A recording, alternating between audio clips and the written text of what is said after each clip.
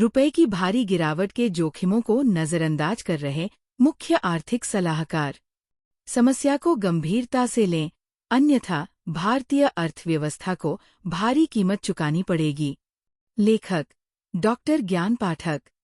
बुधवार 3 दिसंबर 2025 को जब भारतीय रुपया अमेरिकी डॉलर के मुकाबले मुंबई बाजार में गिर रहा था, जो सुबह के कारोबार में 89.96 रुपये पर खुलने के बाद गिरते हुए 90 रुपये प्रति डॉलर के निशान को पार करते हुए 90.29 के नए निचले स्तर पर पहुंच गया। विश्लेषक संकटग्रस्त रुपये के लिए अगले स्तर 92 से 93 रुपये प्रति डॉलर का अनुमान लगा रहे थे। उसी समय भारत सरकार के मुख्य आर्थिक सलाहकार सीए वी अनंत नागेश्वरन उसी शहर में एक उद्योग कार्यक्रम में साहसपूर्वक कह रहे थे, ये अगले साल वापस आएगा। अभी ये हमारे निर्यात या मुद्रास्फीति को नुकसान नहीं पहुंचा रहा है। मैं इसे लेकर अपनी नींद नहीं खो रहा हूं। अगर इसका मूल्यह्रास अभी करना है तो शायद ये सही समय है। रुपए की गिरावट पर सीए की शांति कई लोगों के लिए आश्चर्यजनक थी, क्योंकि उसने भारत के लिए कुछ प्रमुख जोखिमों को नजरअंदाज कर दिया था। उनका बयान केवल आर्थिक रूप से आरामदायक और राजनीतिक रूप से सुविधाजनक था, जो केवल एक तकनीकी आशावाद को दर्शाता है जो भारतीय अर्थव्यवस्था की संरचनात्मक वास्तविकताओं के साथ असहज बैठता है। सीए वास्तव में मुद्रास्फीति की राजनीतिक लागत को कम करके आंक रहे थे, जो न केवल एक व्यापक आर्थिक कारक है बल्कि एक राजनीतिक कारक भी है। इस संबंध में 3 कारकों को गंभीरता से लिया जाना चाहिए। पहला, यहाँ तक कि मध्यम आयातित मुद्रास्फीति अगर लगातार बनी रहे तो घरेलू बजट को अस्थिर कर सकती है। दूसरे, सरकार उत्पाद शुल्क में कटौती या सब्सिडी के माध्यम से बढ़ती अंतर्राष्ट्रीय कीमतों का एक हिस्सा अवशोषित करती है। और तीसरा, इस राजकोषीय बोझ के राजनीतिक परिणाम होते हैं, खासकर चुनावों से पहले। ये दावा करके कि मूल्यह्रास मुद्रास्फीति को नुकसान नहीं पहुंचा रहा है, सीए प्रभावी रूप से आम नागरिकों के मुद्रास्फीति संकट को खारिज कर देते हैं, विशेष रूप से खाद्य और ईंधन मुद्रास्फीति, जो गरीबों को असमान रूप से प्रभावित करती है। ये कथन उपभोग भारी अर्थव्यवस्था में मूल्य स्थिरता की राजनीति पर प्रकाश डालता है, जहां मजदूरी मूल्य वृद्धि से कम है। सीए का अति आत्मविश्वास भारत की बाहरी कमजोरियों को छुपाता है। सीए का आश्वासन कि रुपया अगले साल वापस आएगा गहरे संरचनात्मक असंतुलन को नजरअंदाज करता है। भारत निर्यात की तुलना में कहीं अधिक आयात करता है और इसकी निर्यात टोकरी कम मूल्य और वस्तु संवेदनशील बनी हुई है। राजनीतिक रूप से मूल्यह्रास को हानिरहित के रूप में प्रस्तुत करने से सरकार को कठिन सवालों से बचने की अनुमति मिलती है। पहला, कई योजनाओं के बावजूद निर्यात प्रतिस्पर्धात्मकता क्यों स्थिर हो गई है? घरेलू विनिर्माण अभी भी अत्यधिक आयात पर निर्भर क्यों है? मेक इन इंडिया के 1 दशक के बावजूद भारत में अभी भी लचीली आपूर्ति श्रृंखलाओं का अभाव क्यों है? सीए का आशावाद इन मूलभूत कमजोरियों का सामना करने से बचता है, जो वैश्विक अर्थव्यवस्था में भारत की सौदेबाजी की शक्ति को कमजोर करती है। इसके अलावा सीए ये बयान देकर सरकार के प्रदर्शन के आख्यानों को बचा रहा था।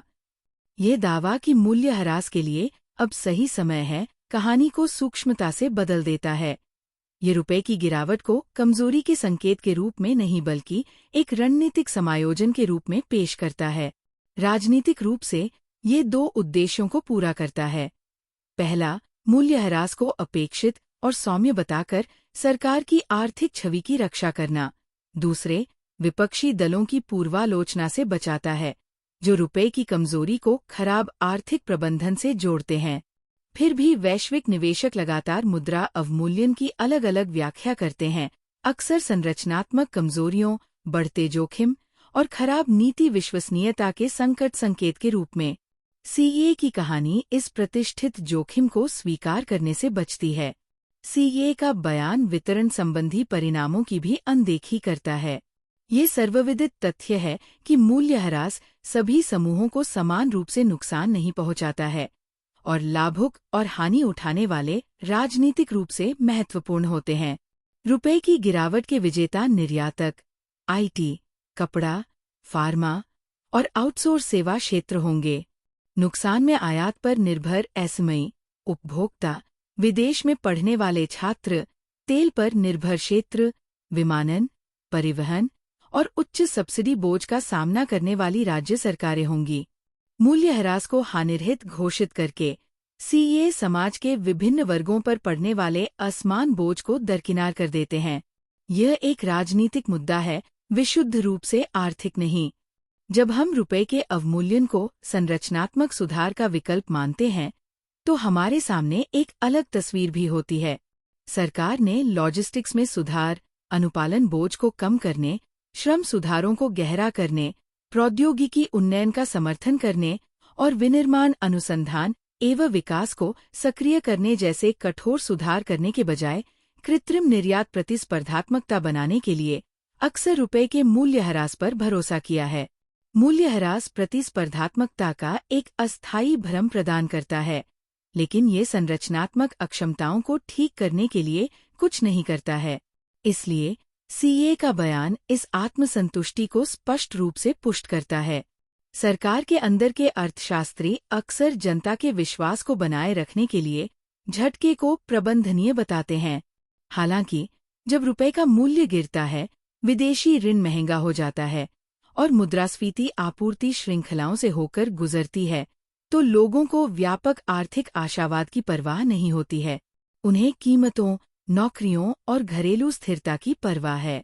सीए का नींद न खोने का स्वर सामाजिकता से अलगाव दर्शाता है, उच्च खाद्य मुद्रास्फीति और स्थिर वास्तविक मजदूरी के साथ जी रहे लाखों भारतीयों की आर्थिक चिंताओं से दूर। संक्षेप में, सीए का बयान राजनीतिक रूप से सुविधाजनक और आर्थिक रूप से जोखिम भरा है। तात्कालिक तौर पर यह तकनीकी रूप से रक्षात्मक हो सकता है, लेकिन दीर्घावधि में ये राजनीतिक और संरचनात्मक रूप से समस्या पैदा करने वाला है। वे आयातित मुद्रास्फीति के जोखिम को कम आंकते हैं, भारत के कमजोर निर्यात विविधीकरण को नजरअंदाज करते हैं, वास्तविक घरेलू तनावों को खारिज करते हैं, सरकार के लिए सुविधाजनक कवर प्रदान करते हैं और सुधार के बजाय मुद्रा मूल्यह्रास पर निर्भरता को मजबूत करते हैं।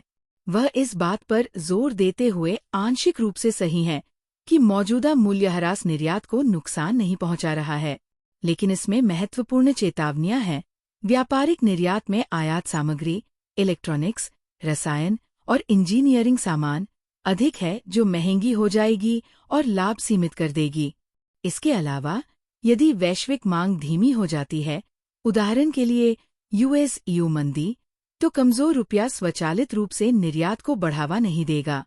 रुपए के अवमूल्यन से मुद्रास्फीति पर कोई असर नहीं पड़ रहा है, ये केवल अल्पावधि में ही सच है। मध्यम अवधि में ये अधिक अनिश्चित है। व्यापक आर्थिक दृष्टिकोण से मूल्यह्रास का सही समय का बचाव संभव है, जिसे अर्थशास्त्री नियंत्रित समयबद्ध लचीलापन दृष्टिकोण कहते हैं। लेकिन रुपया अगले साल वापस आएगा सट्टा है, जो कई कारकों पर निर्भर करेगा, जैसे यूएस फेड दर चक्र, कच्चे तेल की कीमतें, वैश्विक जोखिम भावना, भारत का व्यापार घाटा और एफपीआई प्रवाह। इसलिए रुपए का सुधरना अनिश्चित है। एक समझदार रुख यथार्थवाद को सतर्कता के साथ जोड़ेगा, जो तकनीकी भाषा में लिपटी शालीनता नहीं कर सकती।